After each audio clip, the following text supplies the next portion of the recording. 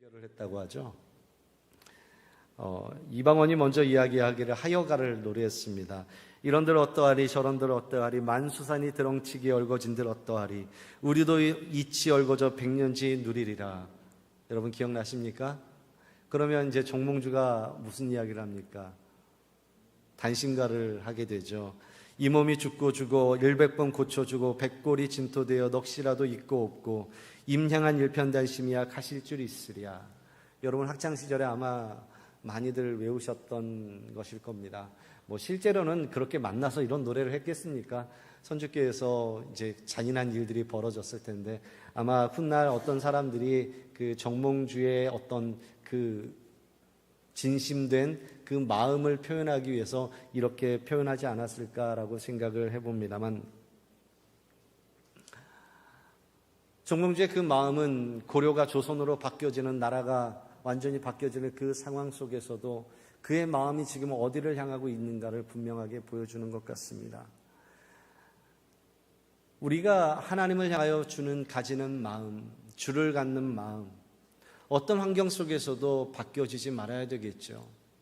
상황과 환경은 시간에 따라 바뀔 수밖에 없습니다. 10년 전에 살던 우리의 모습과 지금의 모습은 완전히 다른 세상이고요. 20년 전, 30년 전이라고 하면 더더욱이나 수많은 것들이 바뀌어진 삶을 우리는 살아가게 됩니다.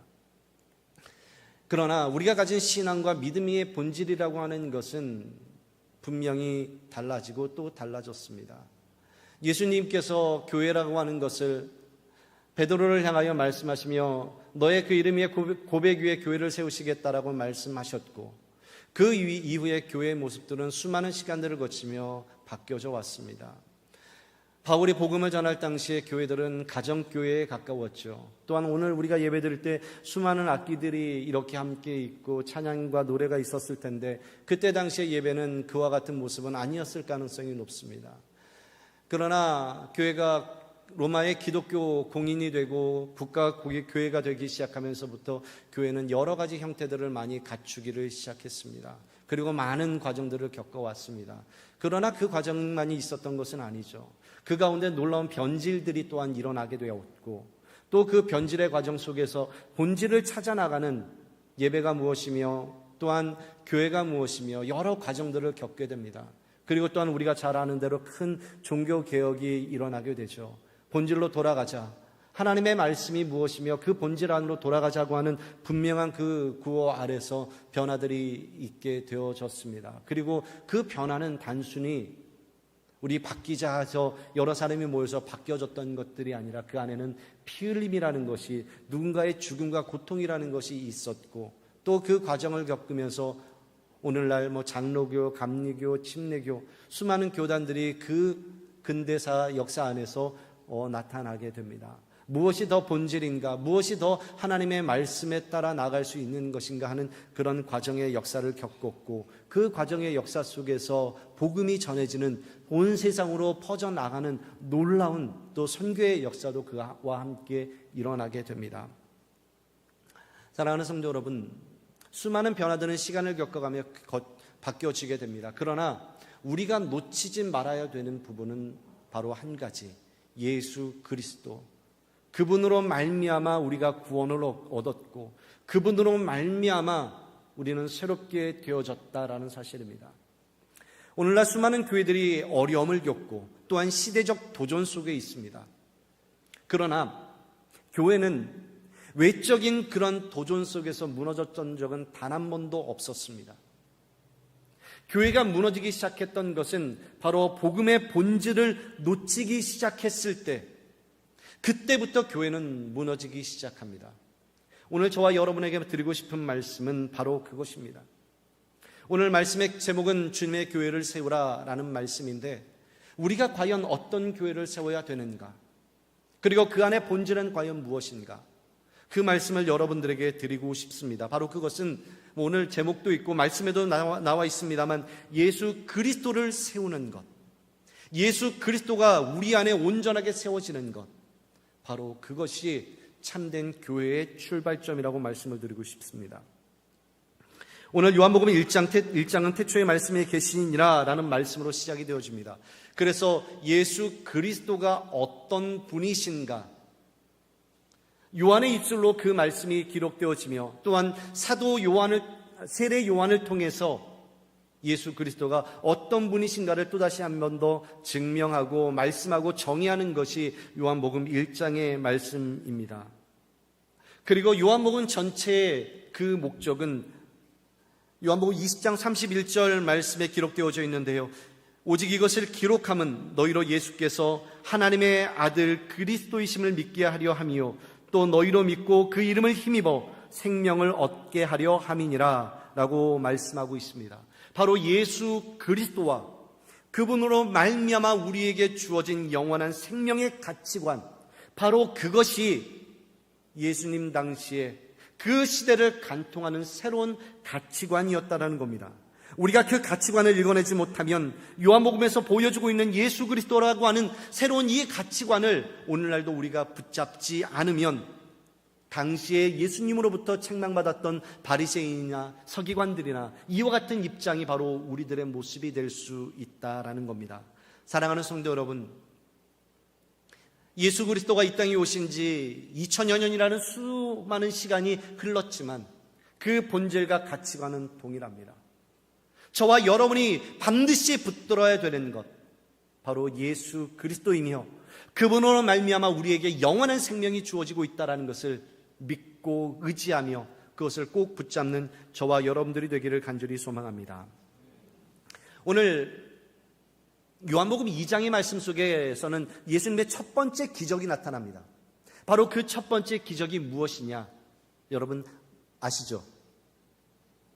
가나의 혼인잔치. 가나의 혼인잔치 속에서 물로 포도주를 만드는 기적이 그 안에서 나타납니다. 요한복음 전체의 맥락 속에서 이 기적의 사건은 예수 그리스도가 이 땅에 오셨다라고 하는 것을 선언하며 선포하는 것입니다. 그리고 그 뒤의 맥락 속에서 오늘 본문의 말씀이 기록되어져 있습니다. 시간적으로는 예루살렘에 많은 사람들이 모이는 그런 유월절 시기가 되었습니다. 가버나움으로 내려가셨다가 예수님께서는 다시 예루살렘으로 올라가십니다. 바로 그날이 유월절이었고, 바로 유월절은 출애굽을 기념하기 위하여 유다 땅뿐만 아니라 흩어져 살아가는 모든 유대인들이 예루살렘으로 모이는 그런 시간이었습니다. 예루살렘은 대도시는 아니었을지는 모르겠지만 유월절만큼은 대도시만큼 많은 사람들이 모이는 그러한 시기입니다. 많은 사람들이 모이는 것이니만큼 많은 물자들도 모이고 그 안에서 많은 소비가 일어나게 됩니다. 그야말로 예루살렘 성에서 살아가던 사람들에게는 대목이다라고 말씀드릴 수 있을 것 같습니다. 예루살렘에 모여서 무엇을 하느냐? 바로 성전에서 제물을 드리고 제사를 드리게 됩니다. 제물과 제사를 드리게 될 때는 바로 많은 제물들이 필요하게 되겠죠. 소나 양이나 비둘기 같은 것이 필요합니다. 하지만 먼 곳에서 살던 사람들이 흠없는 제물로서 제사를 드리고는 싶지만 거리가 먼 길을 그 제물을 안고 혹은 마차나 말에 실어서 올 수는 없는 법이죠. 그 흠없는 제물이 처음 출발할 때는 정말로 좋은 제물이었을지는 모르겠지만 수일을 걸려서 예루살렘에 도착했을 때는 흠없는 제물이 아니라 흠 있는 제물이 되고 맙니다. 그래서 제사장들은 이 제사를 온전하게 어떻게 드릴 수 있을까를 생각하게 됐죠. 그래서 예루살렘에서 오히려 그곳에서 제물을 미리 준비하고 그들에게 이 제물을 공급하면 어떨까, 이렇게 생각이 들었을 겁니다. 그래서 예배자들이 잘 드릴 수 있도록 배려하는 차원에서 이제 제물이 공급이 되어집니다. 그런데 제물을 드릴 때 이제 돈으로 환전을 해야 되는데 그때 당시 로마의 통치를 받고 있었기에 그들이 사용하던 동전 안에는 황제의 그림이 그려져 있었습니다. 그렇기에 이 황제의 그림이 그려진 동전을 사용하는 것은 우상 숭배라고 여겼습니다. 그렇기에 성전에서만 사용할 수 있는 특별한 동전을 만들고 그것을 환전해 주는 일이 발생을 하게 되는 겁니다. 그뿐만 아니라 성전에 들어올 때는 성전세를 내야 하죠. 로마의 돈으로 받을 수 없으니 그 성전 환전을 통하여 성전세를 지불해야 되는 겁니다. 이것이 바로 유월절날 예루살렘 성전에서 일어났던 일입니다. 모든 것이 편의성에 의해서, 편리에 의해서 진행되어진 일입니다. 그러나 이것을 또다시 다른 편에서 한번 생각을 해보면, 오늘 본문의 말씀을 읽지는 않았습니다만 이 앞절에 보면 14절부터 16절 말씀을 제가 읽어드리겠습니다. 성전 안에서 소와 양과 비둘기 파는 사람들과 돈 바꾸는 사람들이 앉아있는 것을 보시고 노끈으로 채찍을 만드사 양이나 소를 다 성전에서 내쫓으시고 돈 바꾸는 사람들의 돈을 쏟으시며 상을 엎으시고 비둘기 파는 사람들에게 이르시되 이것을 여기서 가져가라. 내 아버지 집으로 장사하는 집을 만들지 말라 하시니, 예배를 잘 드리고자 하는 이 성전 안에서 이와 같은 일이 발생을 했습니다. 그리고 우리가 잘 아는 대로 조금 전에 읽어드린 24절부터 16절 말씀은 성전 정화 사건, 예수님의 성전 정화 사건이라고 제목이 달려져 있습니다. 왜 예수님은 이렇게 분노하셨을까요? 소나 양을 사고 바꾸는 일들이 잘못된 일이었겠습니까? 먼 곳에서 오는 사람들, 그들이 온전하게 예배드릴 수 있도록 성전 안에서는 편의가 제공되어지는 것인데 왜 예수님은 분노하셨을까요? 편의를 제공하는 것 자체가 잘못된 일이었을까요? 우리가 바깥의 관점에서 우리 이 상황을 조금 더 살펴보면, 재물을 파는 사람들의 입장에서 소나 양이나 비둘기를 공급하는 일은 상당히 괜찮은 사업 아이템입니다. 환전을 해주는 일도 마찬가지죠. 성전 통용을 위해서 동전을 만들고 환전을 해주면서 약간의 시세 차익을 만들어 챙길 수 있는 일입니다. 이익이 보장되는 일이죠. 그렇다면 이 일에 뛰어드는 사람들은 소수의 사람들은 아니었을 겁니다. 몇몇 사람들만이 아니라 많은 사람들이 그 일을 하고자 했을 겁니다. 또한 재물의 흠결을 관리하는 일은 아무나에게나 맡길 수 있는 일은 아닙니다. 성전의 제사장과 서기관들, 이런 일들을 하면서 그것도 재물을 선별하는 일을 하게 했을 겁니다. 그러면 바로 이 일 가운데는 그 사람들이 맡은 어떠한 권세와 권력이라는 것이 생기게 마련입니다. 좋은 조건을 제시하는 사람, 판매 수익의 몇 %를 제시하는 사람, 아니면 일률적으로 제사장과 서기관과 성전에서 쓰여지는 물품들을 대신에 일괄적으로 공급하겠다라고 하는 사람. 여러분, 제가 드리는 말씀이 여러분 어떻습니까? 좀 불편한 지점이 생기지 않습니까? 성경 안에서는 이와 같은 자세한 이야기를 기록하고 있지 않습니다. 예수님께서 왜 분노하셨을까? 그와 같은 일에 왜 이와 같이 채찍까지 들면서 분노하셨을까? 우리가 그 지점을 생각해 보면 충분히 이와 같은 일을 생각해 볼 수 있습니다.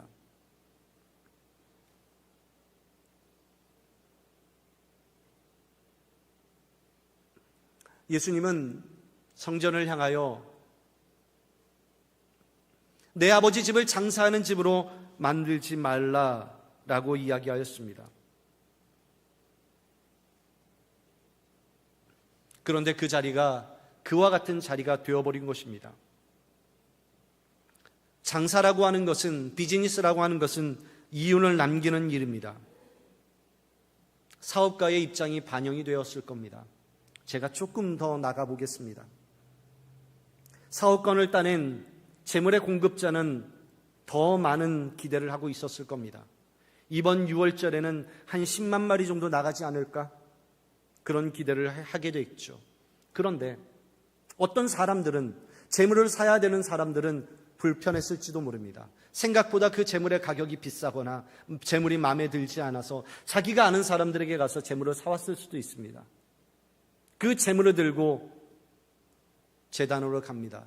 그런데 제사장들은 불편해합니다.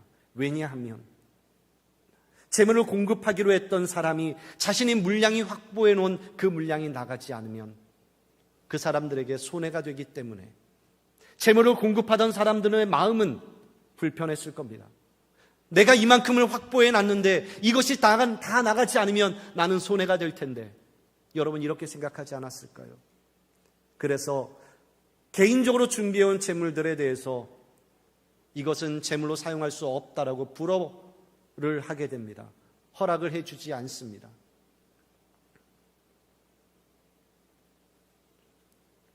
여러분, 이 안에서 벌어진 일들은 이와 같은 일들이 벌어졌을 가능성이 훨씬 더 높다라는 겁니다.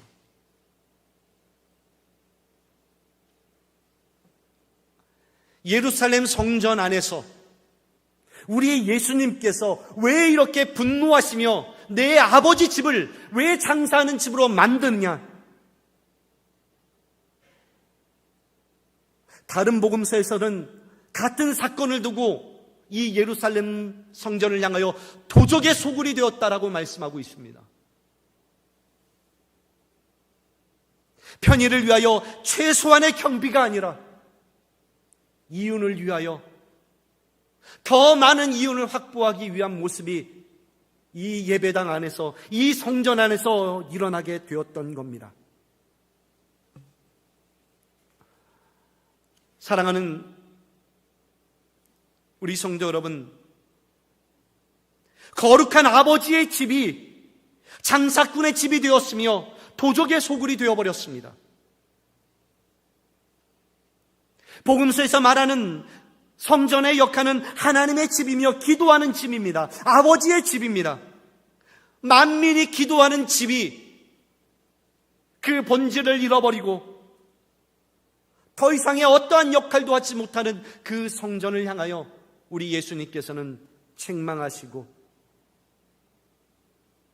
그곳이 이제 허물어지게 될 것이라는 것을 말씀해 주고 있는 겁니다.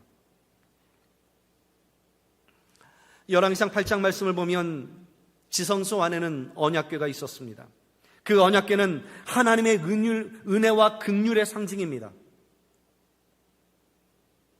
그래서 이 성전을 향하여 어느 곳 어느 자리에 있든지 하나님의 은혜와 그 긍휼을 바라보며 성전을 향하여 무릎 꿇고 기도했던 것이 바로 참된 믿음을 가졌던 사람들의 모습이며, 우리가 잘 아는 대로 다니엘이 그와 같은 모습으로 날마다 3번씩 그 창을 향하여 기도했습니다. 그들은 어떤 범죄 속에서도 혹은 전쟁의 포로가 되어져서 다른 곳에 끌려가 있을지라도 예루살렘 성전을 향하여 기도했다라고 하는 것은 하나님을 바라보는 그 심정과 마음이 결코 바뀌지 않았고 변질되지 않았다라는 것을 보여주는 것입니다.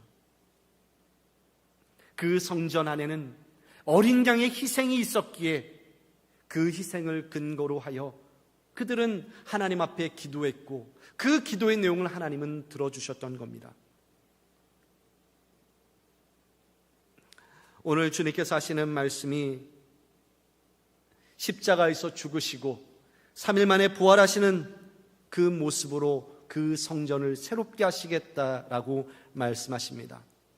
고린도전서 3장 16절 말씀에 너희는 너희가 하나님의 성전인 것과 하나님의 성령이 너희 안에 계시는 것을 알지 못하느냐. 자신의 몸이 참된 성전됨을 증거하십니다.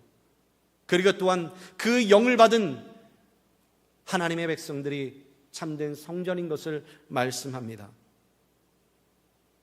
오늘날 수많은 교회들이 부흥과 성장을 말하면서 복음을 잃어버렸다라고 이야기합니다. 이런 때에 예수님께서 만일 오신다면 어떻게 하실까요? 예수님께서 지금 우리 교회에 혹은 옆에 있는 다른 교회에 지금 예수님이 오신다면 어떻게 하실까요? 뒤집어 엎으실까요? 여기에는 복음이 없어라고 뒤집어 엎어내실까요? 마치 오늘 분노하셨던 것처럼 그렇게 하실까요? 저는 그렇지 않을 거라고 생각하는데, 그 이유는 너무나도 많은 교회들이 다른 방향으로 부흥과 성장이라는 그 이름 아래 본질을 놓치고 살아가기에, 너무 많은 교회가 그러기에 예수님이 그렇게 하지 않으실 것 같다라는 생각이 한편에 있습니다. 그러나 여러분, 예수님께서 뒤집어 엎지 않으시고 그대로 내버려 두면 그게 과연 무엇인 줄 아십니까? 바로 그것은 심판과 징계입니다.